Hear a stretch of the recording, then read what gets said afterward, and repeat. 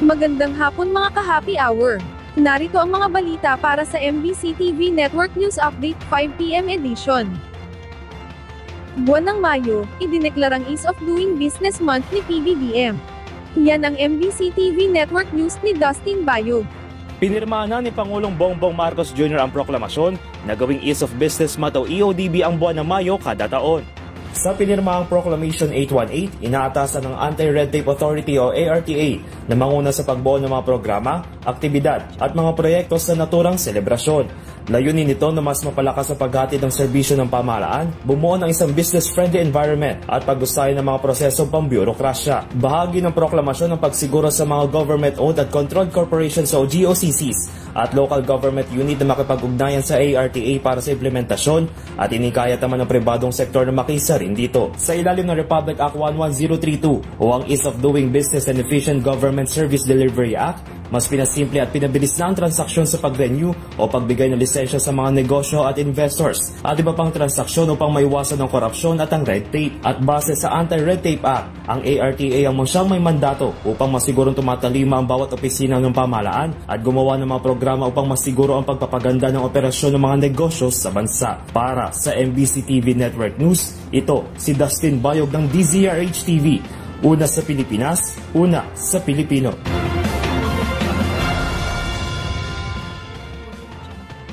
Sa MBC TV Sports, Ange Kawame, umaasa na maging local player sa FIBA tournaments. Umaasa si Ange Kawame, isang naturalized player sa Gilas, Pilipinas, na makapaglaro bilang isang local player sa anumang FIBA-sanctioned tournaments. Nabuhay ang usap-usapan na ito, matapos ang kamakailang laban ng Gilas, Pilipinas at Chinese Taipei sa FIBA Asia Cup qualifiers. Sa naturang laro, nagparada ang Chinese Taipei ng ilang foreigner players na naglaro bilang local players, kabilang na si Mohamed Albachir Gadiaga. Si Gadiaga ay naglaro bilang local player ng Chinese Taipei kahit na wala itong dugong Taiwanese. Ipinanganak siya sa Japan sa isang Senegalese na ama at isang Amerikanang ina, at lumaki sa Taiwan kung saan siya naglaro para sa Shishane University sa University Basketball Association.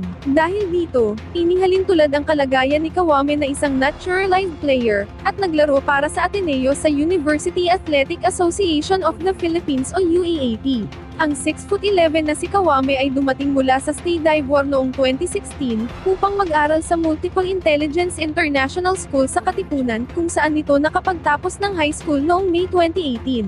Binigyan ng Filipino citizenship si Kawame ng Kongreso noong 2021, na nagbigay daan naman upang maisali ito sa Gilas sa pamumuno ni Tab Baldwin, at kalaunan ay naging bahagi ng koponang nagwagi ng gintong medalya sa Asian Games sa ilalim ni Tim Cone. Kung mabibigyan ng exemption ng FIBA si Kawame ay magiging malaking tulong ito para sa Gilas, lalo na't si Kai Sotto ay nagkaroon ng knee injury, at hindi pa makakalaro sa FIBA Asia Cup sa Jeddah, Saudi Arabia sa Agosto. Samantala, umaasa si Kawame na magkaroon din siya ng pagkakataong makapaglaro bilang local player para sa Gilas, Pilipinas, sa mga darating na FIBA tournaments.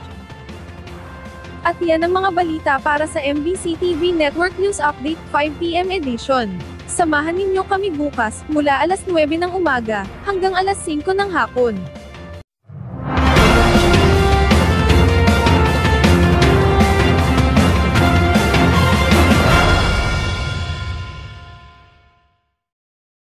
Mga ka-happy hour, kung gusto mong manood ang mga balita sa MBC TV Network News Update, mag-subscribe sa aming YouTube channel, i-like ang aming Facebook page, at i-follow sa aming TikTok account.